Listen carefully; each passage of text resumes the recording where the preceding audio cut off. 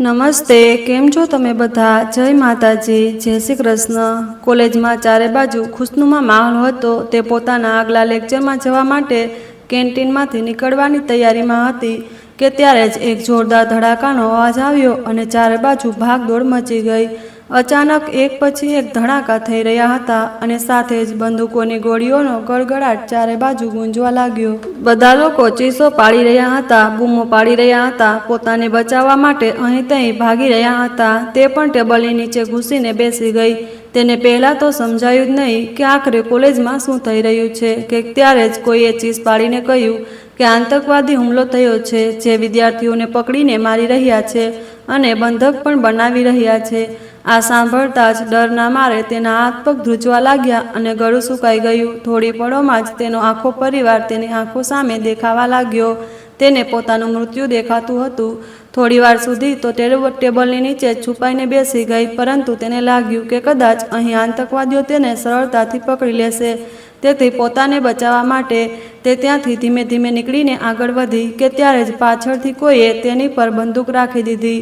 ડરના મારે તેણે પોતાની આંખો બંધ કરી લીધી અને ખૂબ જોરથી રડવા લાગી। તે એટલી ગભરાઈ ગઈ હતી કે તેનાથી ઊભું પણ નહોતું થઈ શકાતું અને તુરત જ ઘૂંટણ પર બેસીને જમીન પર બેસી ગઈ। ત્યારે જ તે બંદૂકધારીએ તેના માથાની ઉપર બંદૂકનું ટ્રિગર રાખ્યું અને તે આંખો પણ બંધ કરીને સતત રડી રડીને જીવની ભીખ માગી રહી હતી। પછી અચાનક બંદૂક લોડ કરવાનો અવાજ આવ્યો। તે સમજી ગઈ કે હવે તેને ગોળી મારી દેવામાં આવશે। આ ડરથી તેણે તુરંત પોતાની આંખો ખોલી અને સામે ઊભેલા માણસને જોઈને તેનું દિલ મોંમાં આવી ગયું, કારણ કે શ્રેયા શું બોલી ગઈ છે કે તે પછીથી તે મોં લટકાવી દીધું છે। તેની બહેન ગૌરીએ તેનો ચહેરો જોઈને પૂછ્યું। જ્યારે બપોરના 12 વાગ્યા હતા, તે કહી રહી હતી કે તે કોલેજમાં ટોપ કર્યું છે, છતાં આજ શહેરની યુનિવર્સિટીમાં એડમિશન લીધું છે। જુઓ, મેં મુંબઈની મોંઘી યુનિવર્સિટીમાં એડમિશન લીધું અને મારા નંબર તારા કરતાં ઓછા હતા। મેં તો મોંમાં મીઠાઈ પણ નાખી, તે ઉદાસ ચહેરે બતાવી રહી હતી। તેની દીદીએ માથું હલાવીને તેને પોતાની બાજુમાં બેસાડી લીધી। વાણી સૌથી નાની અને બધાની લાડકી હતી। નાની નાની વાતે રડી પડતી હતી। ઉપરથી પપ્પાએ તેને સૌથી વધુ લાડ આપ્યા હતા। મારી બહેન, પ્યારી બહેન, તું અભ્યાસ કોઈની સાથે સ્પર્ધા માટે થોડી કરે છે, તું અભ્યાસ પોતાના માટે કરે છે, અમારા માટે કરે છે। તેના ગાલ સહેલાવીને દીદી બોલી તો વાણી પર હા ના માથું હલાવવા લાગી। વાણી બોલી, દીદી, અભ્યાસ હું કોઈ પણ કારણે કરું છું, પણ હું આ યુનિવર્સિટીમાં ભણવા નથી ઈચ્છતી। મેં ટોપ કર્યું છે। શું ટોપ કરનારા આવી લોકલ યુનિવર્સિટીમાં ભણે છે? દીદી, આ તો મારી સાથે અન્યાય છે। તેણે નામાં માથું હલાવ્યું અને હવે એક નવો હઠ પકડી લીધો હતો। તેને મોંઘી યુનિવર્સિટીમાં એડમિશન લેવું જ હતું। ગૌરી બોલી, પપ્પા તારી ફી કેવી રીતે ભરશે? વાણી, ક્યારે વિચાર્યું છે? ગૌરીએ જ્યારે ગંભીર વાત તરફ ધ્યાન દોર્યું તો તે તેનો ચહેરો જોવા લાગી। એટલામાં નાયરા રૂમમાં આવી। નાયરા બોલી, અરે, આ મેડમ ક્યારથી વિચારવા લાગી કે તેણે આપણા કરતાં સારું ભણી લીધું છે? નાયરા વાણીથી મોટી હતી। સૌથી મોટી ગૌરી હતી। તેનાથી 5 વર્ષ નાની નાયરા અને પછી 3 વર્ષ નાની વાણી હતી। ત્રણેય બહેનો એકબીજાને સમજાવતી મનાવતી હતી, પરંતુ ઘણીવાર વાણી અને નાયરાની બોલાચાલી થઈ જતી હતી, કારણ કે ઉંમરમાં ફેર ઓછો હતો। જ્યારે ગૌરી તો જાણે તેમની માં બની જતી હતી। વાણી બોલી, તે જાતે અભ્યાસ નથી કર્યો। જ્યારે પપ્પાએ કહ્યું હતું કે ડૉક્ટરી ભણવું હોય તો બેઝિક એડમિશન લઈ લે, તું જ નીકળી નકામી। તેણે ગુસ્સામાં નાયરાને સંભળાવી દીધું। ગૌરી બંનેની વચ્ચે આવી ગઈ। ગૌરી બોલી, નાયરા, તું શા માટે તેને તંગ કરે છે? એમ પણ તે શ્રેયાની વાતોથી પરેશાન છે અને તું વધુ પરેશાન કરે છે। ગૌરી વાણીને સમજી શકતી હતી। તે અભ્યાસ પ્રત્યે જુનૂનની હદ સુધી પ્રેમ કરતી હતી। આ મામલો તેના માટે જીવન મરણ જેવો હતો। નાયરાએ તો અલગ રસ્તો પસંદ કરી લીધો હતો, નહીં તો વાણીને વધુ કડવા શબ્દો કહી દેત। ગૌરીએ કહ્યું, પપ્પાને જાણ છે ને વાણી, તેઓ સિદ્ધાંતોના પાકા છે, ક્યારેય પૈસા માટે ખોટો રસ્તો નહીં અપનાવે। વાણી બોલી, હું પપ્પાની એક એક પૈસો ચૂકવી દઈશ।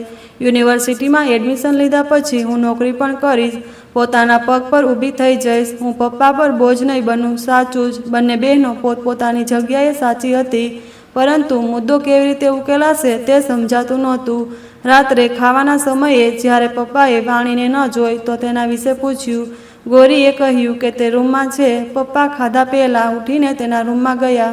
વાણી બેડ પર સૂતી હતી અને માથે હાથ રાખેલો હતો. સરિતાજી બોલ્યા, પોતાના પપ્પાને કહેવાની શું જરૂર હતી? હવે તે બ્લેકમેલ કરશે, તેને આપણી ચિંતા નથી. ઓછામાં ઓછું તમે બંને તો તેને સમજાવો. સરિતાજીએ પોતાના પતિને ખાવા વગર ઉઠી જતા જોઈને ગોરી અને નાયરાને ઠપકો આપ્યો. નાયરા બોલી, હું તો તેને ઠપકો આપી રહી હતી, દીદીએ જ બચાવી લીધી, નહીં તો બરાબર અક્કલ ઠેકાણે લગાવતી. નાયરાનો ગુસ્સો સાતમા આસમાને હતો. તેણે વાણીની હટ બિલકુલ પસંદ નહોતી અને કંઈક આવો જ હાલ સરિતાજીનો હતો. તેમને પોતાના પતિને પરેશાન જોવું બિલકુલ ગમતું નહોતું અને વાણીના કારણે જ ઘરમાં વારંવાર મુશ્કેલી ઊભી થતી હતી. પછી પપ્પા સુભાષજી તેની પાસે ખુરશી ખેંચીને બેસી ગયા. વાણી જાણતી હતી કે પપ્પા તેના વગર ખાવાનું નહીં ખાય અને હવે તેને પોતાની વાત કહેવાનો મોકો મળશે. સુભાષજીએ નરમાશી પૂછ્યું, ખાવાનું કેમ નથી ખાતી? તેના માથેથી હાથ હટાવતા પૂછ્યું તો તે તરત ઉઠીને બેસી ગઈ. વાણી બોલી, પપ્પા, મારી સાથે અન્યાય થઈ રહ્યો છે. તેણે આંસુભરી આંખોથી તો પપ્પાએ કહી આશ્ચર્યચકિત થઈ ગયા. સુભાષજીએ પરેશાન થઈને પૂછ્યું, કેવો અન્યાય અને કોણ છે જે મારી હાજરીમાં તારી સાથે ખરાબ વર્તન કરશે? વાણી બોલી, પપ્પા, મેં ટોપ કર્યું છે અને જુઓ, હું આ શહેરની સસ્તી યુનિવર્સિટીમાં એડમિશન લઈ રહી છું, જ્યારે તાવજીની દીકરીએ ફક્ત પાસિંગ માર્કથી પરીક્ષા પાસ કરી અને તે મુંબઈની યુનિવર્સિટી જઈ રહી છે. આ અન્યાય નથી? હું ડર કરું છું પપ્પા. તે આંસુ વહાવીને રડવા લાગી તો સુભાષજીએ ઊંડો શ્વાસ લેતા તેનું માથું થપથપાવ્યું. સુભાષજી બોલ્યા, હા, સાચું કહે છે મારી દીકરી, તું એડમિશનની તૈયારી કર, હું કંઈક કરું છું. તેમના કહેતા જ વાણી ગમ ભૂલીને તેમના છાતી સાથે લાગી ગઈ. વાણી બોલી, તમે દુનિયાના બેસ્ટ પપ્પા છો. તેની વાત સાંભળીને સુભાષજી હસવા લાગ્યા. તેમણે પ્રેમથી કહ્યું, મારી દીકરી મારું ગૌરવ છે. મને પૂરો ભરોસો છે કે મારી દીકરી ક્યારેય મારું માથું શરમથી નીચું નહીં થવા દે.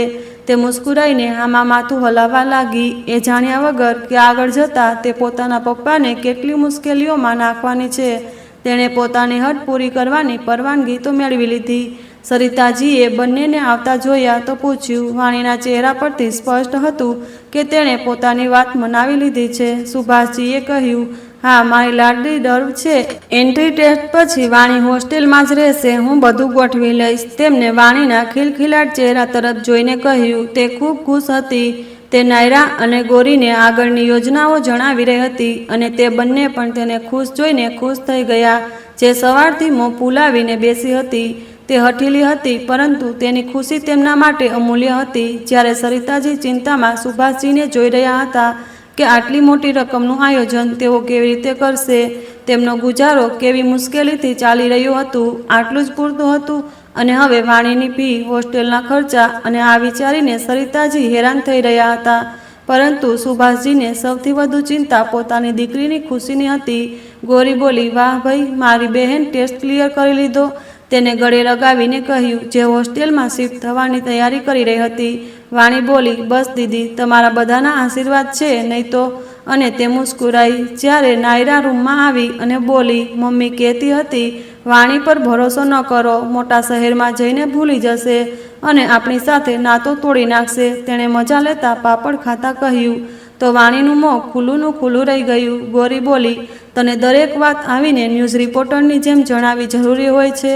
મારી બહેન ખુશ છે, તેને ખુશ રહેવા દે. તે આપણને નહીં ભૂલે. મમ્મીને ફક્ત વહેમ છે. તેણે મુસ્કુરાઈને વાણી પર ભરોસો દર્શાવતા કહ્યું. તો બધા હસી પડ્યા.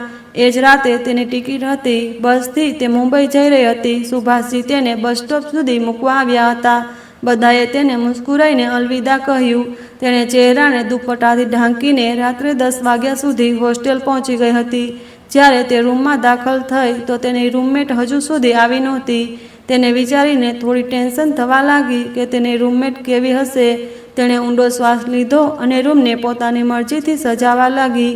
તેની રૂમમેટ લગભગ 12 વાગ્યે પહોંચી. આજે પહેલીવાર હોસ્ટેલ જોઈન કરનારી છોકરીઓને મોડું આવવાની છૂટ હતી, પરંતુ ગેટ પરથી અંદર આવતા જ એક મોટી વોર્ડન આંટીએ સ્પષ્ટ કહી દીધું હતું, કાલથી 7 વાગ્યા પછી 1 મિનિટનો પણ વિલંબ થશે તો બહાર જ રાત ગુજારવી પડશે. દરવાજો નહીં ખુલે. વાણીનો પહેલો દિવસ હતો. તે ડરી ગઈ હતી. તે હજુ સૂતી જ હતી કે કોઈએ તેને હલાવીને જગાડી. હેલો, હું કવિતા છું, તું કોણ છે? રૂમમેટે સવારની રાહ જોવાનું યોગ્ય ન સમજ્યું અને રાત્રે જગાડીને પોતાનો પરિચય આપ્યો. વાણીએ આંખો ઘસતા નિર્દોષતાથી કહ્યું, હું વાણી છું, યુનિવર્સિટીમાં ભણવા આવી છું. આ સાંભળીને કવિતા હસી પડી. અરે, અહીં જે પણ છોકરીઓ આવી છે બધી ભણવા જ આવી છે. તે શું વિચિત્ર વાત કહી. તાળી વગાડતા કવિતા હસતા હસતા લોટપોટ થઈ ગઈ. વાણી મોં ફૂલાવીને તેને જોવા લાગી. ચાલ મહારાણી, તારી જાન છોડી, હવે સૂઈ જા, કવિતા મુસ્કુરાઈને બોલી અને સૂઈ ગઈ. વાણીને પણ ખૂબ જ ઊંઘ આવી રહી હતી. તે તરત જ સૂઈ ગઈ. કવિતા પણ સૂઈ ગઈ. રૂમમાં ચાંદની ઉપરાંત બંનેના નસકોરાના અવાજો ગૂંજી રહ્યા હતા, જાણે બંને નસકોરામાં એકબીજા સાથે સ્પર્ધા કરી રહી હોય. સવાર થતાં જ નવા દિવસની શરૂઆત થઈ. વાણી અને કવિતા કેમ્પસ પહોંચ્યા, જ્યાં કવિતાએ પોતાની મિત્રો સાથે વાણીનો પરિચય કરાવ્યો. ધીમે ધીમે વાણીની દોસ્તી કવિતા ઉપરાંત મધુ અને રેખા સાથે થઈ ગઈ. ચારેયનું એક ગ્રુપ બની ગયું. ત્રણેય છોકરીઓ ખૂબ શ્રીમંત ઘરોમાંથી હતી. તેમના કપડાથી લઈને દરેક વસ્તુ બ્રાન્ડેડ હતી. અચાનક વાણીને હીન ભાવના અનુભવવા લાગી. તે પોતાના જૂતાથી લઈને બાકીની વસ્તુઓ છુપાવવાનો પ્રયત્ન કરવા લાગી. નવા દાખલ થનારાઓમાં દરેક એવું લાગતું હતું જાણે ફેશન શોમાં આવ્યા હોય. તે આશ્ચર્યથી બધાને જોતી અને મોં ફૂલાવીને ચાલતી રહી. વિચારવા લાગી, જો હું પણ શ્રીમંત હોત તો શું થાત? પછી પોતાને સમજાવ્યું અને ક્લાસ તરફ આગળ વધી. ચારેયના ક્લાસ અલગ હતા. રજાના સમયે એકબીજાની રાહ જોતા, ધીમે ધીમે મળતા અને પછી રેખાની ગાડીમાં ફરતા ફરતા હોસ્ટેલ આવી જતા, જ્યારે રેખા અને મધુ પોતપોતાના ઘરે જતા રહેતા. કવિતાના મમ્મી પપ્પા બહાર રહેતા હતા, તેથી તે હોસ્ટેલમાં રહેવા મજબૂર હતી. રેખા અને મધુના ઘર નજીક જ હતા. યુનિવર્સિટી આવી વાણીને 1 મહિનો થઈ ગયો હતો. તે ફક્ત દીદી સાથે જ ફોન પર થોડી ઘણી વાત કરતી હતી. તેને ઘરના લોકોની ખૂબ યાદ આવતી હતી, પરંતુ રજાઓ સેમેસ્ટર પૂરું થયા પછી જ મળતી. વાણી ઉદાસ થઈ જતી. ત્યારે ત્રણેયે યોજના બનાવી. હોસ્ટેલની વોર્ડનથી છુપાઈને વાણીને બહાર લઈ ગયા. કવિતાએ તેને બળજબરીથી બારીમાંથી બહાર કાઢી અને બંને ગલીમાં કૂદી પડ્યા. પાગલ થઈ ગઈ છે કવિતા, આ શું કરે છે? ચાલ પાછા જઈએ, આ સારી વાત નથી. વાણીની વાત પૂરી થઈ ત્યાં જ મધુ અને રેખા પણ આવી ગયા. શું થયું આપણી હસીનાને? રેખાએ હાંફતા કહ્યું, કારણ કે પાતળી ગલીમાં ગાડી પાર્ક કરીને તે દોડતી આવી હતી. કવિતા બોલી, આજે ઉદાસ છે, તેને બહારની સેર કરાવીએ. વાણી હોસ્ટેલ પાછી જવા જતી હતી કે ત્રણેય તેને ઉચકીને પકડી લીધી. રેખાએ તેનું મોં દબાવી દીધું. મધુ બોલી, હવે આ આપણી કેદી છે. વાણી ગુસ્સામાં બોલી, હું તમને ત્રણેય સાથે વાત નહીં કરું. મધુ હસીને બોલી, ના કર, પણ યાદ રાખ, એ નજારામાં ખોવાઈને તું અમને ભૂલી જઈશ. અને ખરેખર એવું જ થયું. વાણી શહેરમાં એટલી ખુશ થઈ કે હોસ્ટેલનું નામ પણ ભૂલી ગઈ. જ્યારે તે પાછી ફરી તો ખૂબ ખુશ હતી. તેની ખુશી જોઈને ત્રણેય પણ ખુશ થઈ ગયા. ધીમે ધીમે એ નિર્દોષ વાણી ત્રણેયની જાનથી પ્યારી બની ગઈ. પછી પરીક્ષા શરૂ થઈ. વાણી અને તેની મિત્રો અભ્યાસમાં વ્યસ્ત થઈ ગયા. ઘરેથી ફોન આવે તો વાણી કહેતી, અભ્યાસ કરું છું, જ્યારે સચ્ચાઈ એ હતી કે હવે આ નવું જીવન તેને એટલું ગમવા લાગ્યું હતું કે જૂનું જીવન તે ભૂલવા લાગી હતી. પરીક્ષા પૂરી થતાં જ મિત્રોનું ફરવું ફરીથી વધી ગયું. વાણી જે ઘરમાં રહેતી છોકરી હતી, હવે આઝાદીને ફરવામાં સમજવા લાગી હતી. પરીક્ષા પછી મધુ અને રેખા પોતપોતાના ઘરે જઈ રહ્યા હતા. આ દરમિયાન રેખાએ કહ્યું, ચાલો મારા ઘરે જઈએ, હજુ સમય છે, પછી હું જાતે મૂકી આવીશ. તેના ખૂબ આગ્રહ પર ત્રણેય તેના ઘરે ગયા. વાણીએ આટલો મોટો બંગલો જોયો તો દંગ રહી ગઈ. તે આશ્ચર્યથી વસ્તુઓ જોતી પાછળ પાછળ ચાલી રહી હતી. વાણી, જલ્દી આવ, મધુએ બૂમ મારી. વાણીએ પોતાના ચહેરાના હાવભાવ બદલ્યા અને અંદર ચાલી ગઈ. લિવિંગ રૂમમાં બેસતા જ સ્નેક્સ અને ચાની ટ્રોલી આવી ગઈ. કવિતાએ વાણીને ન ઉઠવા પર જાતે જ તેના માટે ચા અને ખાવાની વસ્તુઓ કાઢી દીધી. વાણી વિચારી રહી હતી કે તે શું કહે કે તેને આવી રીતે ચા બનાવતા જ આવડતું નથી. તે ત્રણેય આપસમાં વાતો કરી રહ્યા હતા અને વાણી ગરદન ફેરવીને દરેક વસ્તુ જોવા લાગી. અચાનક મુખ્ય દરવાજો ખુલ્યો અને 2 લોકો અંદર આવ્યા. ઈશાન, હું કહું છું ને, સગાઈ માટે સફેદ રંગ સૌથી સારો રહેશે. એક છોકરીએ છોકરાની પાછળ આવી રહી હતી. કહ્યું, અરે, તમે બધા પણ અહીં જ છો? છોકરીએ ચારેયને જોઈને કહ્યું. ઈશાને નજર ઊંચી કરીને જોયું. ત્રણેયે હેલો બોલ્યું. છોકરીએ ઉત્સુકતાથી પૂછ્યું, આ નવી છોકરી કોણ છે? કારણ કે તે અગાઉ 2 સાથે મળી ચૂકી હતી, પરંતુ ત્રીજી એટલે કે વાણીને પહેલીવાર જોઈ રહી હતી. આ નવી મિત્ર છે વાણી. રેખાએ તેનો પરિચય કરાવ્યો, પરંતુ ઈશાનની તેના પર ટકેલી નજરોએ વાણીને બેચેન કરી દીધી. ઈશાન પોતાની મંગેતરના બોલાવવા પર ચાલ્યો ગયો તો રેખાએ કહ્યું કે આ બંનેની સગાઈ થવાની છે. કપડાં વિશે વાત કરી રહ્યા હતા. જતાં જતાં પણ ઈશાને વાણીને મુસ્કુરાઈને જોયું હતું. વાણીએ તેને અવગણ્યું. કદાચ મોટા લોકો આવું જ કરે છે. તે સીધી બસ સ્ટોપથી ઘરે આવી ગઈ. ઘરે આવીને ખબર પડી કે દીદીના લગ્નની તૈયારીઓ ચાલી રહી છે. પપ્પા પરેશાન હતા કે લગ્નના પૈસા ક્યાંથી આવશે. બધા પૈસા તો વાણીના એડમિશનમાં ખર્ચાઈ ગયા હતા. વાણી પણ પરેશાન થઈ, પરંતુ પછી અચાનક ક્યાંથી પૈસાનું આયોજન થઈ ગયું અને 5 મહિના પછી લગ્ન નક્કી થયા. છુટ્ટીઓ પૂરી થતાં વાણી પાછી જઈ રહી હતી. પપ્પા તેને બસ સ્ટોપ સુધી મૂકવા આવ્યા. મુંબઈમાં બસમાંથી ઉતરતા જ તેનો પગ લપસી ગયો અને તે દુખાવાથી ફૂટપાથ પર બેસી ગઈ. ત્યારે જ એક છોકરો ઉતાવળે તેની પાસે આવ્યો અને બોલ્યો, મને છુપાવી દે, મારી પાછળ ગુંડા પડ્યા છે. તે હટ્ટકટ્ટા છોકરો આ નાજુક છોકરીની સામે ગીડગીડાઈ રહ્યો હતો. વાણીએ જોયું કે કેટલાક માણસો ખરેખર દોડતા દોડતા અહીંયા જ જોઈ રહ્યા હતા. તેણે કહ્યું, અહીં સૂઈ જા, હું મારી શાલ તારા પર નાખી દઉં છું. તેણે ફૂટપાથ પર સુવડાવ્યો અને માથાથી પગ સુધી શાલ ઓઢાડી દીધી. પછી મોટા અવાજે બોલવા લાગી, હાય મારો પતિ. ના ના, મારી સહેલીનો પતિ ગુજરી ગયો. તેના માતમી શબ્દો સાંભળીને શાલની અંદર સૂતેલા છોકરાનું મોં આશ્ચર્યથી ખુલી ગયું અને પછી તેના હોઠ પર હળવું મુસ્કાન આવી ગયું. રાહ પર ચાલતા લોકો તેને દયાથી જોવા લાગ્યા. કેટલાકે તેના માથે હાથ મૂકીને ધીરજ બંધાવી. એટલામાં જ તે 6 માણસો ત્યાં પહોંચ્યા અને પૂછવા લાગ્યા, તે અહીં કોઈ છોકરાને ભાગતો જોયો? તો વાણી જોર જોરથી રડવા લાગી, હું તો દુઃખમાં ડૂબી છું, મને શું દેખાશે? હાય મારો પતિ. ના, મારા પતિ જેવો નહીં, મારી સહેલીનો પતિ. તે રડતા રડતા શબ્દો શોધી રહી હતી કે આખરે તેને શું કહીને બોલાવું. તે માણસોમાંથી એકને દયા આવી અને બોલ્યો, ચાલો આગળ ચાલીએ, અને બધા ત્યાંથી ચાલ્યા ગયા. વાણીએ ત્યારે જઈને તે છોકરાને હલાવ્યો. ઉઠ. તેણે કહ્યું, તું સમજી જ નહોતી રહી કે હું કોણ છું? અરે, તે મને ઓળખ્યો નહીં, પણ હું તને નહીં ભૂલું. આંસુ લૂછતી વાણીએ પૂછ્યું, તું કોણ છે? તો તે ઊભો થયો અને બોલ્યો, ટૂંક સમયમાં જ આપણી આગલી મુલાકાત થશે, ત્યારે આરામથી કહીશ.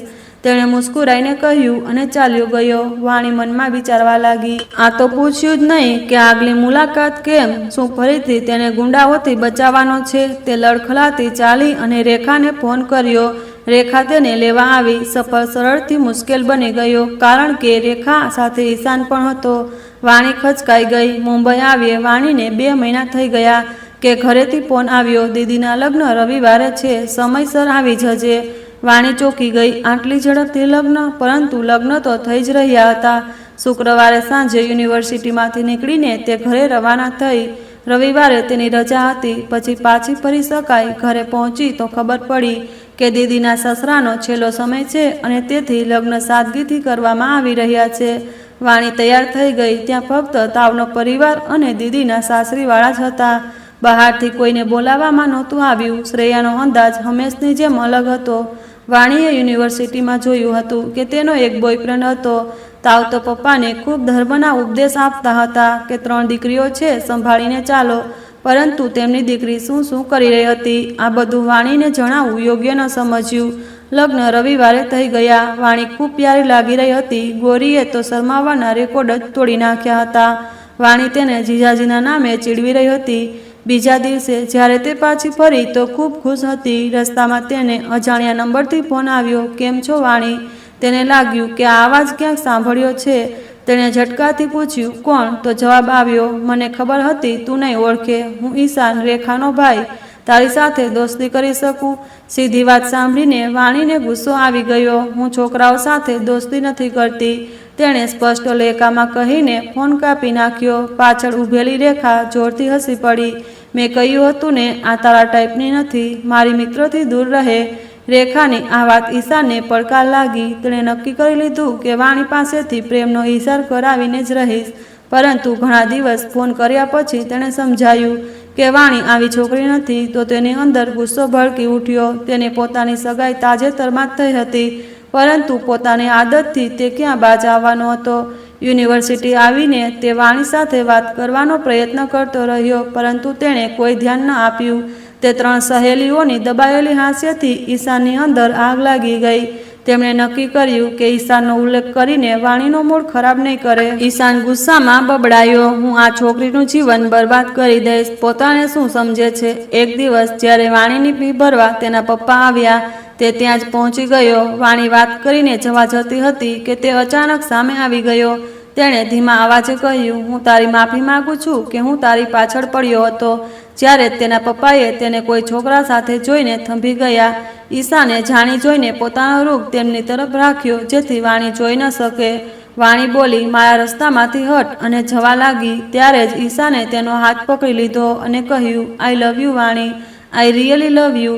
યુનિવર્સિટીના કેટલાક વિદ્યાર્થીઓએ પણ થંભીને આ દ્રશ્ય જોયું અને તેના પપ્પાના હોઠ ધ્રુજવા લાગ્યા. તેમના પગ નીચેથી જમીન સરકી ગઈ.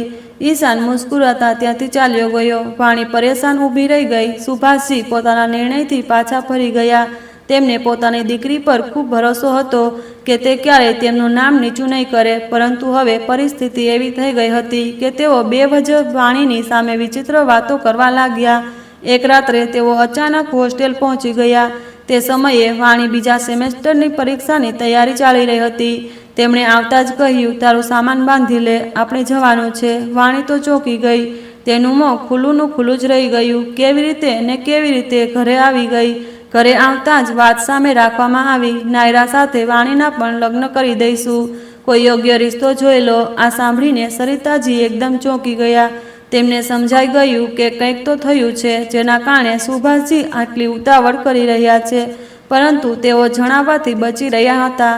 જ્યારે આ વાત વાણી સુધી પહોંચી તો તે અંદરથી હચમચી ગઈ. તેણે મમ્મીને પણ પૂછ્યું કે આખરે આ અચાનક લગ્ન કેમ? ત્યારે નાયરાએ તેના ખભા પકડીને પૂછ્યું, શું ખરેખર તું કોઈ છોકરા સાથે મળતી હતી? વાણી તમતમી ઉઠી, ભગવાનનું નામ લે નાયરા, હું ત્યાં ભણવા ગઈ હતી, ઈશ્ક કરવા નહીં. વાણીએ બિલકુલ સમજ નહોતી પડતી કે આ બધું કેવી રીતે અને કેમ થયું. પછી તે જ થયું જેની તેણે ક્યારેય આશા પણ નહોતી કરી. જે દિવસે ઈશાના લગ્ન હતા તે જ દિવસે વાણીના પણ લગ્ન કરી દેવામાં આવ્યા. વાણીને ઝડપથી તૈયાર કરવામાં આવી. તે ખૂબ સુંદર લાગી રહી હતી. નાયરાએ તેના માથાને ખૂબસૂરત લાલ રંગના માથે દુપટ્ટાથી ઢાંકી દીધું. પંડિતજી આવ્યા અને બધી રસમો થઈ. સુભાષજીની હાલત એવી હતી જાણે તેમનો જીવ અટવાયો હોય. બસ ડર એ હતો કે ક્યાંક વાણી ના ન કરી દે, પરંતુ વાણી ચૂપ રહી. તેણે સમજાઈ ગયું હતું કે ઈશાનની ચાલ કામ કરી ગઈ. કિસ્મતે તેને ખૂબ ખરાબ દગો આપ્યો હતો. તેણે ન તો દુલ્હાનું નામ જાણ્યું, ન તો ચહેરો જોયો. વિદાયના સમયે તેની આંખમાંથી એક પણ આંસુ ટપક્યું નહીં. બધા આશ્ચર્યમાં હતા કે નાની દીકરીના લગ્ન આટલી ઝડપથી કેમ કરી દીધા. પરંતુ દુલ્હાની મમ્મીએ કહી દીધું, અમને ઉતાવળ હતી. વિદાય થઈને જ્યારે વાણી પોતાના નવા ઘરે પહોંચી તો તેણે જોયું પણ નહીં કે તે ક્યાં આવી ગઈ છે. તેને એવું લાગી રહ્યું હતું જાણે તે જીવતી લાશ બની ગઈ હોય. તેને રૂમની વચ્ચે સજાવી દેવામાં આવી. અહીંયા લોકો હસતા હતા, ગાતા હતા, ખુશીઓ મનાવતા હતા, પરંતુ વાણીને કશું સમજાતું નહોતું. તેને બેસીને અડધો કલાક થયો હતો કે દરવાજો ખુલ્યો અને તેનો પતિ રૂમમાં આવ્યો. તે તેની સામે આવીને બેસી ગયો અને કશું બોલ્યા વગર ઘૂંઘટ ઉઠાવી દીધો. વાણીનો સજેલો ચહેરો હતો. તેણે મુસ્કુરાતા કહ્યું, પહેલી જ નજરે સમજાઈ ગયું હતું કે તારાથી વધુ સુંદર કોઈ નથી. કહ્યું હતું ને ટૂંક સમયમાં ફરી મુલાકાત થશે, પરંતુ આવી રીતે આપણી સુહાગરાતે મળીશું એવું નહોતું વિચાર્યું. વાણી ઝટકાથી ઉપર જોવા લાગી. તું તે જ છોકરો છે જે બસ સ્ટોપ પર મળ્યો હતો? તેણે આશ્ચર્યથી પૂછ્યું. શું તે લગ્ન પછી મને જોયો નથી? વાણીએ ગુસ્સાથી કહ્યું, ના, હું તો તારું નામ પણ નથી જાણતી, અને મારી પાસે ન આવ, ગેંગસ્ટર ક્યાંયનો. તેણે અચાનક યાદ આવ્યું અને તે બેડ પર ઊભી થઈ ગઈ. સૌર્ય ગંભીર થઈને તેને જોવા લાગ્યો. હવે કોણે કહી દીધું કે હું ગેંગસ્ટર છું? વાણીએ તમતમાતા કહ્યું, ઓહ, પોલીસ સ્ટેશનની બહાર તારી તસવીર જોઈ હતી જે દિવસે હોસ્ટેલથી ઘરે આવી રહી હતી. જો મને ખબર હોત કે તારી સાથે મારા લગ્ન થઈ રહ્યા છે તો હું ના પાડી દેત. તે ગુસ્સામાં બોલી રહી હતી અને સૌર્ય તેને બેસાડવાનો પ્રયત્ન કર્યો. તે બોલ્યો, અચ્છા, તો તે મારી તસવીર જોઈ લીધી. વાણીએ ચીસ પાડી, છોડ મને, મનહૂસ ગેંગસ્ટર. તેણે હાથ છોડવાનો પ્રયત્ન કર્યો, પરંતુ અચાનક લડખડાઈ ગઈ અને સીધી સૌર્યની ઉપર આવી પડી. સૂર્યએ તેને બાહોમાં ઝીલી લીધી અને નજીકથી જોવા લાગ્યો. તેણે તેના ચહેરા તરફ હાથ લંબાવ્યો અને કહ્યું, આ લાલ હોઠ. વાણીએ જોરથી ધક્કો માર્યો. તે પાછળ થયો તો વાણી બેસીને બીજી બાજુ જઈ બેઠી. વાણી ગુસ્સાથી બોલી, આગળથી મારા હોઠ તરફ જોયું. તો સૂર્ય બેશરમથી બોલ્યો, તો પછી શું જોઉં? આ સાંભળીને વાણીએ ગુસ્સામાં બેડ પર રાખેલી વસ્તુઓ ઉઠાવીને ફેંકવાનું શરૂ કર્યું. સૂર્યએ થોડું ગંભીર થઈને કહ્યું, પોતાની હદમાં રહે વાણી. મને ખબર છે તું મને પસંદ નથી કરતી, પરંતુ એ પણ ન ભૂલ કે તે છોકરાએ તને બદનામ કરવાનો પ્રયત્ન કર્યો હતો. આ સાંભળીને વાણી બેડ પર પડી અને ફૂટી ફૂટીને રડવા લાગી. મારો અભ્યાસ બરબાદ કરી દીધો. તે નીચે તેનો અવાજ ગુંજવા લાગ્યો. સૂર્ય માથું પકડી લીધું. મનમાં તો આવ્યું કે કહી દે, તું ખૂબ ખરાબ રડે છે, પરંતુ બોલ્યો નહીં. તેણે ફક્ત એટલું જ કહ્યું, પ્લીઝ રડવાનું બંધ કર. વાણી રડતા રડતા ચીસ પાડી, તેણે મારી સાથે ખરાબ કર્યું અને તે પણ દગો આપ્યો. મારા લગ્ન એક ગેંગસ્ટર સાથે કરી દીધા. પપ્પા, તમે આ શું કર્યું? તે જોર જોરથી રડી રહી હતી. સૂર્યએ મનમાં વિચાર્યું, આનું દિમાગ જ ઢીલું છે, પરંતુ કશું બોલ્યો નહીં. ત્યારે જ વાણીના નાકમાંથી પાણી વહેવા લાગ્યું. સૂર્ય પોતાની બાજુથી સાફ કરી દીધું. તે પોતે પણ આશ્ચર્યમાં રહી ગયો. વાણી રડતા રડતા બોલી, તું તો ગેંગસ્ટર છે. એક નાકના બુલબુલાથી ડરી ગયો. આ સાંભળીને સૂર્ય તો જાણે બેહોશ થવાની તૈયારીમાં હતો, પરંતુ તરત જ યાદ આવ્યું કે તે એક ખતરનાક અને પ્રખ્યાત ગેંગસ્ટર છે. તે આ છોકરીથી કેવી રીતે હારી શકે? તેણે નરમાશથી કહ્યું, વાણી, ભલે પરિસ્થિતિ કેવી પણ હોય, હું તને મારી પત્ની માનું છું. તેણે તેને ખભાથી લગાડવાનો પ્રયત્ન કર્યો. વાણી ઝટકીને બોલી, દૂર રહે. હું હજુ ખૂબ નાની છું. સૂર્યના હોઠ પર હળવી મુસ્કાન આવી. નાની છે, પરંતુ બધું સમજે છે. અહીંયા આવ. તેણે મુસ્કુરાતા બોલાવી. વાણીએ નામાં માથું હલાવ્યું. સૂર્યએ અંગ્રેજીમાં કહ્યું, I said come here my girl. વાણીએ ચીસ પાડી, ના, તું ગેંગસ્ટર છે. હું કોઈને કંઈ પણ શકતી નથી. બધા મારી મજાક ઉડાવશે કે જુઓ, વાણીના લગ્ન ગેંગસ્ટર સાથે થયા છે. તેણે જે રડવું ધોવું શરૂ કર્યું હતું તે સૂર્ય માટે ખૂબ મુશ્કેલ કામ હતું. તેણે કોઈ પણ કામ પૂરું કરવા માટે યોજના બનાવવા 10 મિનિટ લાગતી, અને આ છોકરી, જેને તે નિર્દોષ સમજતો હતો, તેણે છેલ્લા 2 કલાકથી રડવું ચાલુ રાખ્યું હતું. યાર, કપડાં તો બદલી લે. તેને નિર્ણાયક થતાં કહ્યું. વાણીએ સૂર્યને જોઈને કેટલો આઘાત લાગ્યો હતો તે ઉદાસ થઈ ગઈ. તને શું, તે કેટલા લોકોને માર્યા છે? મારો કયો નંબર છે? તેની વાત સાંભળીને સૂર્યનું દિમાગ ગૂંચવાઈ ગયું. 400ને ખતમ કરી દીધા છે. તારો નંબર 401 છે. તેની વાત સાંભળીને વાણી રડવું ભૂલી ગઈ. કપડાં બદલી રહી છે કે હું જાતે આ કામ કરી દઉં? સૂર્યને ખબર હતી કે વાણી હવે વધુ સમય તેની સામે ટકી નહીં શકે. તે એવી રીતે ગાયબ થઈ ગઈ જાણે ગધડાના માથે શિંગડા. સૂર્ય તેના જવાબ પર હસી પડ્યો. શું ચીજ છે આ? સાચી જગ્યાએ દિલ લગાવ્યું છે ભાઈ. તે માથે હાથ ફેરવીને શીશામાં પોતાને જોવા લાગ્યો. તેનો સખત દિલવાળો માણસ આજે નથી જાણતો ક્યાં હતો. તે પોતે પણ તેને શોધી રહ્યો હતો, જે વાણીની હાજરીથી ડરીને ક્યાંક બીજે ચાલ્યો ગયો હતો. વાણી બહાર આવી. મેકઅપ વગરનો ચહેરો, રડવાથી સૂજેલી આંખો. મારે તમને કંઈક કહેવું હતું. તે તમેથી આપ બની ગયો હતો. સૂર્યએ ભવા ઊંચા કરીને, મારી આવી રીતે નથી જવું. મારા સેમેસ્ટર છે. તેણે પોતાની વાત કહી તો નજર નીચે ઝૂકેલી હતી. ચાલી જા, હું શા માટે રોકું? તેનો આટલી ઝડપથી માની જવાથી વાણીએ આશ્ચર્યથી તેને જોયું. શું તું મને જવા દેશે? તેણે આપથી તુંનો સફર ખૂબ ઝડપથી કરી લીધો હતો. સૂર્ય તેને બદલાતા લહેકામાં મુસ્કુરાઈને સમજવા લાગ્યો. તેણે માથું હલાવ્યું અને બોલ્યો, હા, ઈશાનથી દૂર રહેજે, નહીં તો તું પગ તોડી નાખીશ ને. ગેંગસ્ટર પાસેથી બીજી શું અપેક્ષા રાખું? તેણે તેની વાત પૂરી કરીને બેડ પર સૂઈ ગઈ. સૂર્ય તે નિર્દોષ આફતને જોવા લાગ્યો. તું હવે મને આ ટોણો મારતી રહીશ? તેણે નારાજ ગતિ પૂછ્યું. એક રાતમાં તેઓ ઘણી વાતો કરી ચૂક્યા હતા. ના, ટોણો નથી. આ તો તારી જોબની રેન્ક છે. તેણે ગંભીરતાથી કહ્યું. સૂર્યએ માથું હલાવ્યું અને વોશરૂમ ચાલ્યો ગયો. પાછો આવ્યો તો મેડમ ગાઢ નિંદ્રામાં હતા. હાથમાં ચૂડીઓ પહેરેલી હતી. સૂર્ય નજીક આવ્યો. તેના હાથમાં થેલી પહેરાવી જેથી ચૂડીઓ સરળતાથી ઉતરી જાય. પછી ચૂડીઓ ઉતારી ટેબલ પર મૂકી દીધી અને તેના પર ઢાબળો ઠીક કર્યો. તેની બાજુમાં સૂવા માટે સૂઈ ગયો. પરંતુ આ આફતની પોટલીને જોઈ લીધા પછી તે કેવી રીતે ઊંઘી શકે? આજે તે કોઈ અપ્સરાથી ઓછી નહોતી લાગતી. સૂર્ય તે દિવસ પછી આજે પહેલીવાર હસ્યો હતો. આ છોકરી 2 વાર મળીને તેને જીવન જીવવાનો અર્થ શીખવી રહી હતી. તેણે કોલેજ જવાની પરવાનગી તો આપી દીધી, પરંતુ દિલમાં ડર બેસી ગયો હતો. તે જે ફિલ્ડમાં હતો તેમાં કોઈ પણ સમયે નુકસાન થઈ શકે. તેનું નુકસાન સૂર્યને કોઈ પણ કિંમતે મંજૂર નહોતું. તેણે વાણીનું માથું પોતાની બાજુ પર મૂક્યું અને તેને પોતાની આંખોથી જોવા લાગ્યા. તે કેટલા ગર્વથી કહી રહી હતી કે તે હજુ નાની છે. સૂર્ય તેની વાતો વિચારીને મુસ્કુરાતો હતો. તેણે હોઠ તેના ગાલ પર મૂક્યા અને આંખો બંધ કરી લીધી. આજ સુધી સૂર્યએ આવો સુકૂન ક્યારેય અનુભવાયો નહોતો. બીજા દિવસે સૂર્યની માએ રિસેપ્શન રાખી દીધું. વાણીએ ડ્રેસ લેવા જવાની ના પાડી. સૂર્યએ જોર ન કર્યું અને કહ્યું, હું જે લાવીશ એ જ પહેરવું પડશે. તેણે કહ્યું, બસ તારા જેવો બેશરમ ડ્રેસ ન લાવતો. પહેલાં તે આશ્ચર્યમાં રહી ગયો. પછી યાદ આવ્યું કે સવારે તેણે તેના કપાળ પર પોતાની છાપ છોડી હતી અને તેના કારણે તે હવે બેશરમ બની ગયો હતો. આ પણ સારું હતું. પત્ની સાથે આવું કરવાથી તે બેશરમ બની ગયો હતો. તેણે તાત્કાલિક એક ખૂબ જ સુંદર ડ્રેસ તેના માટે લાવ્યો. તેમનું રિસેપ્શન ખૂબ શાનદાર હતું. બધા આશ્ચર્યમાં હતા કારણ કે વાણી પણ મુસ્કુરાતી હતી. તેના પપ્પા સંતુષ્ટ હતા કે તેમની દીકરી મોં ફૂલાવીને બેઠી નથી. બંને ઘરે આવી ગયા. સૂર્યના આવતા પહેલાં તે ચેન્જ કરીને સૂઈ ગઈ. બેસીને કમર અકળાઈ ગઈ હતી. તે ડ્રેસ ચેન્જ કરી લીધો. સૂર્યએ બસ ચાલતું નહોતું કે શું કરી દે. તેણે ઊંઘમાંથી ઉઠાડીને પૂછ્યું, હા તો શું તને મુજરો કરીને બતાવું? તેની પાસે ન જાણે આવી વાતો ક્યાંથી આવતી હતી. જે પણ બતાવીશ તે તારા પતિને બતાવીશ. ચાલ હવે સરસ ડાન્સ કરીને બતાવ. તે તેને તેની જ વાતમાં ફસાવા લાગ્યો. શું કપલ ડાન્સ કરીએ? અચાનક વાણી ઊભી થઈ. પણ મને તો હથિયારનો ઉપયોગ કરવા સિવાય કંઈ આવડતું નથી. શીખવવું પડશે. સૂર્યની વાત સાંભળીને તેની સીટી પીટી ગુમ થઈ ગઈ. સૂઈ જઈએ, હું ભૂલી ગઈ હતી. તું તો હા ભાઈ હા ગેંગસ્ટર છે. 2 દિવસમાં તેણે સેંકડો વાર તેને યાદ કરાવ્યું હતું કે તે શું છે. હા તો મુજરા પણ જોયા હશે, છોકરીઓ પણ પટાવી હશે. તેની વાત સાંભળીને સૂર્યનું માથું ફરવા લાગ્યું. તેણે માથું પકડીને વાણીને સુવડાવી અને પોતાની બાહોમાં ભરી લીધી. તું બહુ બોલે છે, પણ હવે તું તારા હોસ્ટેલ જતી રહેજે. તે આ વિચારીને પરેશાન હતો અને એક વાણી હતી જેને ફક્ત તેના ગેંગસ્ટર હોવાની જ પડી હતી. વાણીએ તેની તરફ જોઈને કહ્યું, હા તો? તે બોલવા જતો હતો કે વાણી બોલી ઉઠી, કોઈને ખતમ કરવા જવું પડશે. મને આ સમજ નથી પડતું. પપ્પાએ તારી સાથે મારા લગ્ન કેમ કર્યા?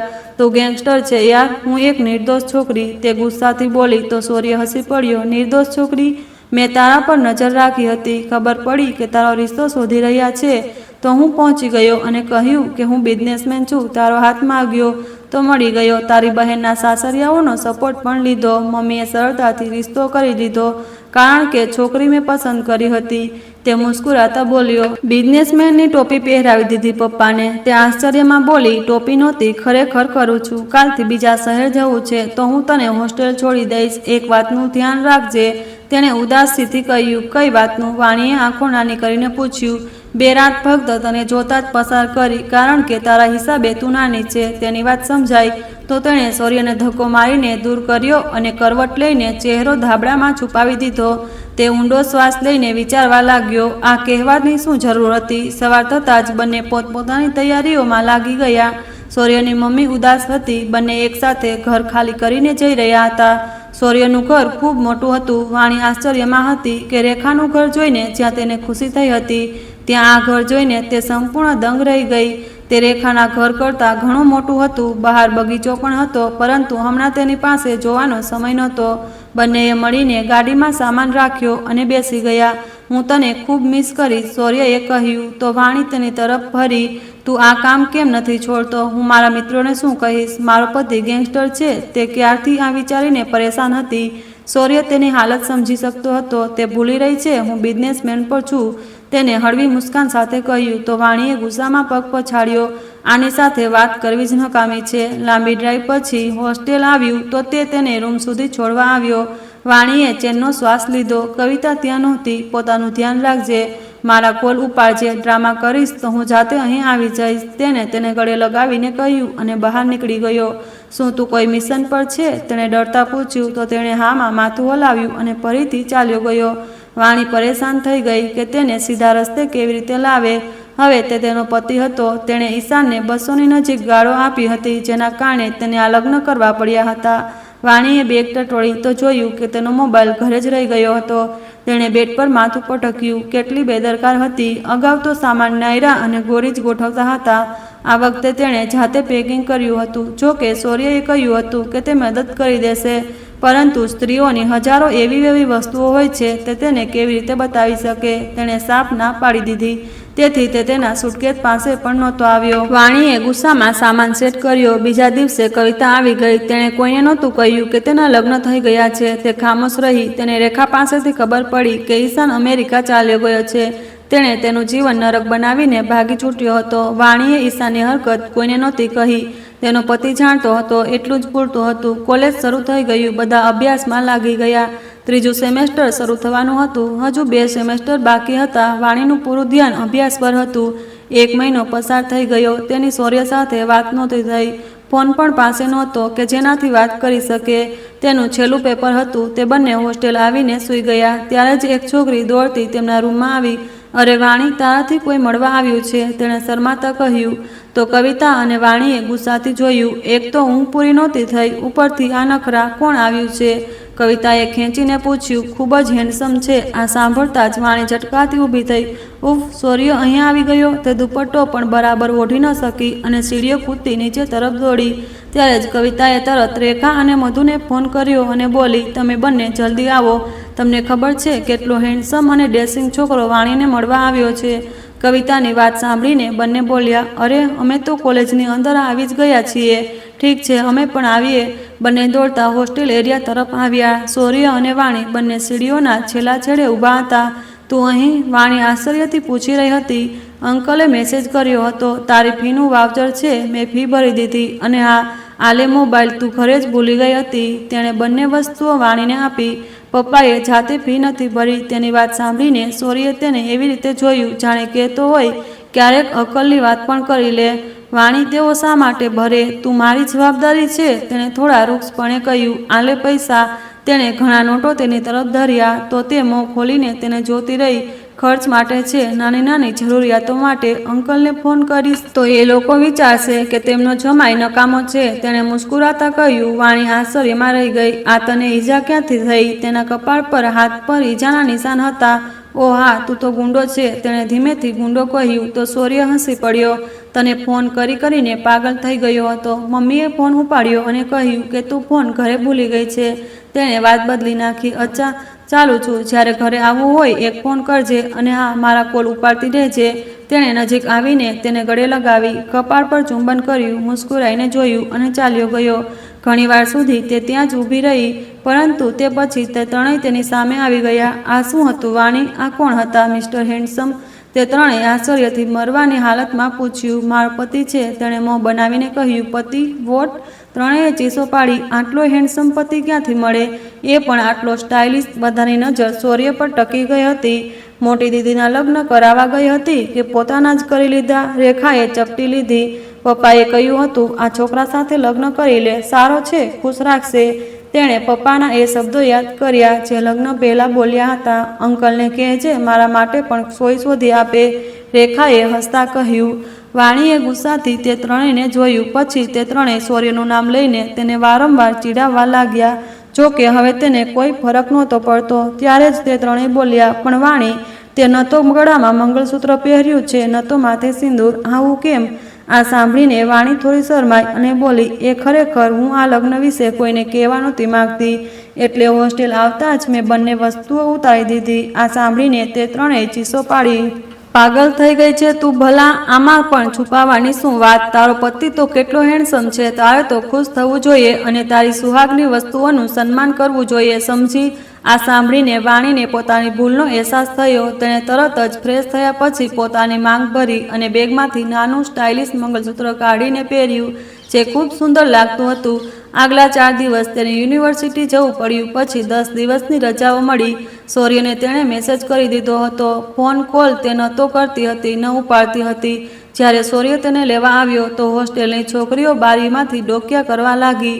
વાણીએ માથું હલાવીને ના પાડી. આ બધી છોકરીઓ તારી દીવાની છે. તેણે ગરદન બહાર કાઢીને તેને જોઈને કહ્યું, પણ હું જેને ચાહું છું તે મને ઘાસ નથી નાખતી. સૂર્યનો અફસોસ એ જ હતો.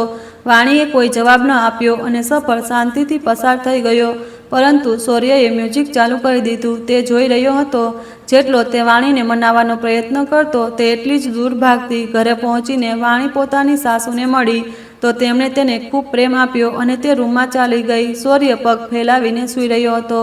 વાણીએ આશ્ચર્ય થયું. તે તો તેની આગળ પાછળ ફરતો અને વાત કરવાનો પ્રયત્ન કરતો હતો, પરંતુ હવે તેના આવતા જ મોં ફૂલાવી લીધું હતું. ખાવાનું ખાધું? તેણે પૂછ્યું તો શૌર્યએ માથું હલાવીને ના પાડી. તું મારા દુપટ્ટા પર બેઠો છે? તેણે દુપટ્ટો માંગ્યો તો તેણે નજર ઉઠાવ્યા વગર આપી દીધો. વાણીને ગુસ્સો આવ્યો કે તે વાત કેમ નથી કરતો. તે ચીડવી પણ નહોતો. ગુસ્સામાં તેણે જોરથી દરવાજો બંધ કર્યો અને રૂમમાંથી ચાલી ગઈ. તો શૌર્ય હસી પડ્યો. પાગલ છોકરી! તે જાણતો હતો કે વાણી તેને ઉદાસીનતાથી વધુ સમય સુધી સહન નહીં કરી શકે. જે રીતે તે વાણીનું ધ્યાન રાખતો હતો. ખાવાનું ખાઈને તેની સાસુ સૂઈ ગયા હતા. જ્યારે શૌર્ય બીજા રૂમમાં હતો. તેની પથારી પર ઢળતા જ વાણીને તેની ખોટ અનુભવાઈ. તે પડખા બદલી રહી હતી ત્યારે અચાનક દરવાજો ખુલ્યો અને થાકેલો હારેલો શૌર્ય આવીને ઢળી પડ્યો. વાણીની કાપતી પાપણું જોઈને તે મુસ્કુરાવા લાગ્યો.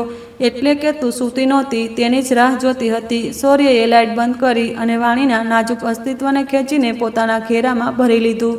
કેટલાક દિવસથી તે આ સુંદર અનુભવને મિસ કરી રહ્યો હતો. તે કહી નહોતો શકતો. 10 દિવસ પસાર થયા તો વાણીને પાછી હોસ્ટેલ છોડવી પડી. શૌર્યનું દિલ તેને છોડવા માટે તૈયાર નહોતું, પરંતુ તેનું કામ જ એવું હતું. તે રાતભર ઘરે નહોતો આવતો. એટલે વાણી માટે શ્રેષ્ઠ એ જ હતું કે તે હોસ્ટેલમાં રહે. તેનું યુનિવર્સિટી જવાનું મન નહોતું, છતાં તેને આવવું પડ્યું.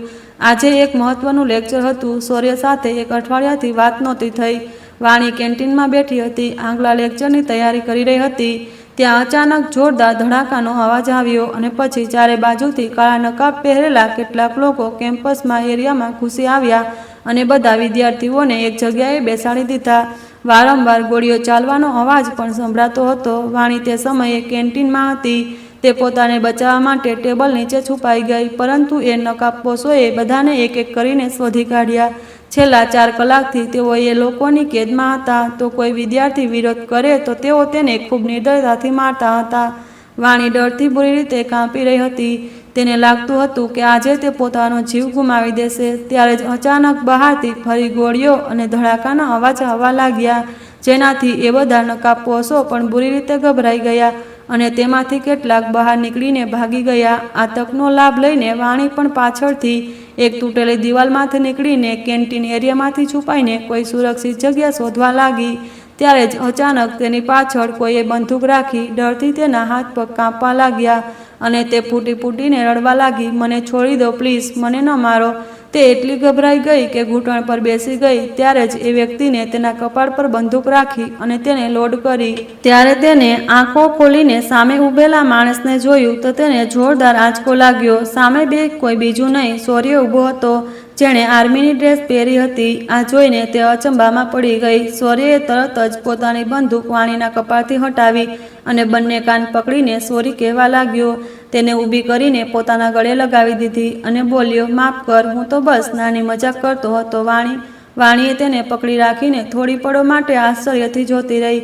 આ સમયે તે આર્મીના ડ્રેસમાં અદ્ભુત રીતે હેન્ડસમ લાગી રહ્યો હતો અને પછી અચાનક તે તેના છાતી સાથે લાગીને ફૂટી ફૂટીને રડવા લાગી. શૌર્યએ તેને શાંત કરી અને પૂછ્યું, તું ઠીક છે? તને ક્યાંય ઈજા તો નથી થઈ ને? વાણીએ રડતા રડતા નામાં માથું હલાવ્યું. ત્યારે જ તેની નજર કેમ્પસ એરિયા પર પડી, જ્યાં ઘણા બધા આર્મીના લોકો દેખાતા હતા, જેઓ એ નકાબપોશોને પકડી જઈ રહ્યા હતા અને વિદ્યાર્થીઓને તેમની પાસેથી છોડાવી રહ્યા હતા. વાણીએ શૌર્યને કહ્યું, એટલે તું ગેંગસ્ટર નથી? આ હાલતમાં વાણીને સૌથી વધુ સુકૂન એ વાતથી મળ્યું હતું કે ખોટો માણસ નથી. હા મારી જાન, હું મિશન પર હતો અને અમે અમારા રહસ્યો પોતાની પાસેથી પણ છુપાવીએ છીએ. તો હું તને કેવી રીતે કહી દઉં? જ્યારે તે મને તારો પતિ કહ્યો ત્યારે જ મેં નક્કી કરી લીધું હતું કે તને જ મારી પત્ની બનાવીશ. તે નરમાશથી તેના વાળ સહેલાવતા બોલ્યો, શું આપણે આ યુદ્ધના માહોલમાં પણ આવી પ્રેમભરી વાતો કરીશું? વાણીએ છાતી પરથી માથું ઉઠાવીને પૂછ્યું. તો શૌર્યના હોઠ મુસ્કુરાઈ ઉઠ્યા. વાણીને આટલી શાંત જોઈને તે પણ ખુશ થઈ ગયો. જો નહોતર હું તને પહેલાં જ કહી દેત, પરંતુ વચનો હંમેશા નિભાવવા માટે આપવામાં આવે છે અને મેં મારી વર્દી સાથે વચન આપ્યું હતું. હવે બધું સ્પષ્ટ થઈ ગયું. શૌર્ય વાણીને સુરક્ષિત રીતે હોસ્ટેલ લઈ આવ્યો. ત્યાં એક હેન્ડસમ ફૌજીને જોઈને બધી છોકરીઓ ફિદા થઈ રહી હતી. આ જોઈને વાણીને ગુસ્સો આવ્યો અને તેણે પોતાની પથારીની ચાદર શૌર્ય પર નાખી દીધી. નજર લાગી જશે તને. તેની વાતો સાંભળીને તે ખડખડાટ હસી પડ્યો. કાલે શનિવાર છે, ઘરે ચાલીએ. તેને ખબર હતી કે આવા હાલત પછી તો 1 મહિના સુધી ક્લાસ બંધ જ રહેશે. હું સામાન પેક કરી લઉં, વાણી મુસ્કુરાતા બોલી. તો શૌર્ય તેને જોઈને ફિદા થઈ રહ્યો હતો. બંને ઘરે આવી ગયા. શૌર્ય વર્દી બદલી લીધી. હેડક્વાર્ટરમાં રિપોર્ટ પણ સબમિટ કરી દીધો હતો. તેનું કામ પૂરું થઈ ગયું હતું. રાતના ભોજન માટે ખાસ વ્યવસ્થા હતી. સૂર્યની મમ્મીની સહેલી અને તેમની દીકરી આવ્યા હતા. તે સૂર્ય સાથે હસી હસીને વાતો કરી રહી હતી અને વાણી અંદરથી બળી રહી હતી. બસ કરો સારા, આજે જ બધું હસી લેશો, વાણીએ ચીડાઈને કહ્યું. તો સૂર્ય આશ્ચર્યથી જોયું. તારી સાથે હું બધું હસું છું તો તે આ ક્યારેય નોંધ્યું જ નથી. બલકે તું જે કેવી વ્યક્તિ છે જે મને દિલથી હસાવે છે. તેને કોળિયો બનાવીને તેના મોં આગળ લાવ્યો. વાણીએ મોં ખોલીને કોળિયો લીધો તો સૂર્ય મુસ્કુરાઈ ગયો. આંટી અને તેમની દીકરી બળીને રાખ થઈ ગયા, કારણ કે તેમનો શરૂઆતથી સૂર્ય સાથે પોતાની દીકરીના લગ્ન કરવાનો ઈરાદો હતો. સૂર્ય વાણીની ગેરસમજ દૂર કરી. રાતના ભોજન પછી વાણી રૂમમાં આવી તો સૂર્ય તેને પોતાની પકડમાંથી ભાગતી જોઈ તે દરવાજા તરફ ઝડપ્યો અને તેને પકડી લીધી. પહેલાં ગેંગસ્ટરનું બહાનું હતું, હવે કયું બહાનું છે કે તું મને સ્વીકારતી નથી? તે તેનો ચહેરો પકડીને પૂછવા લાગ્યો. વાણી પાંપણો પણ ઉઠાવી શકતી નહોતી. ના, હજુ હું નાની છું. હજુ તો તેણે હોઠ પર આંગળી મૂકી દીધી. એટલી નાની છે કે તેને સમજ નથી પડતું કે મારી લાગણીઓ હવે મારા કાબૂમાં નથી. તે તેણે પથારી પર લઈ આવ્યો અને તેના ચહેરા નજીક ચહેરો લઈને બોલ્યો. પહેલા દિવસથી સમજાય છે, તેણે બોલીને મોં પર હાથ મૂકી દીધું. ખૂબ સારી રીતે સમજાય છે, પરંતુ પતિને તડપાવીને મારી નાખવાનો પ્લાન બનાવ્યો છે. આજે એ પ્લાનનો અંત છે. મિસ વાણી સૂર્ય, તેણે વાણીનો દુપટ્ટો એક બાજુ રાખ્યો અને કાંડી પકડી લીધી. સૂર્ય, હું તને મારી નાખીશ, છોડ. તેની વાત સાંભળીને તે હસી પડ્યો અને તેની કાંડી છોડી દીધી. મારી જ નાખ્યો છે જાલિમ, તારી નિર્દોષ વાતોની સુંદરતાથી હું તારા પપ્પાને મળ્યો હતો.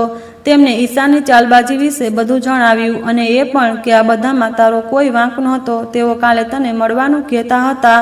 તે વાતોમાં ગૂંચવીને વાણીને પોતાની કેદમાં કરી લીધી. વાણી જવાબ પણ ન આપી શકી. શરમથી નજર નીચી કરી લીધી અને સૂર્ય મુસ્કુરાવા લાગ્યો. તેને લાગતું હતું કે આ જાણી છોકરી સાથે તેને આત્માનો સંબંધ છે. ત્યારે જ તો તે હંમેશ માટે તેના સુકૂન લાગતી હતી. મારી રૂહની સાથી, આઈ લવ યુ.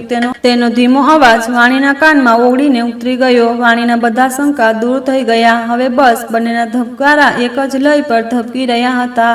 આ સંપૂર્ણ વાર્તા કાલ્પનિક છે. તેનો કોઈ વ્યક્તિ, સ્થળ કે વાસ્તવિક ઘટના સાથે કોઈ સંબંધ નથી. તેનો હેતુ ફક્ત મનોરંજન, શિક્ષણ અને સસ્પેન્સ આધારિત વાર્તા રજૂ કરવાનો છે. આ વાર્તા તમને કેવી લાગી મને કમેન્ટ સેક્શનમાં જરૂર જણાવજો. મારી ચેનલને સબસ્ક્રાઈબ કરો, વિડીયોને લાઇક કરો અને હાઈપ પણ આપો.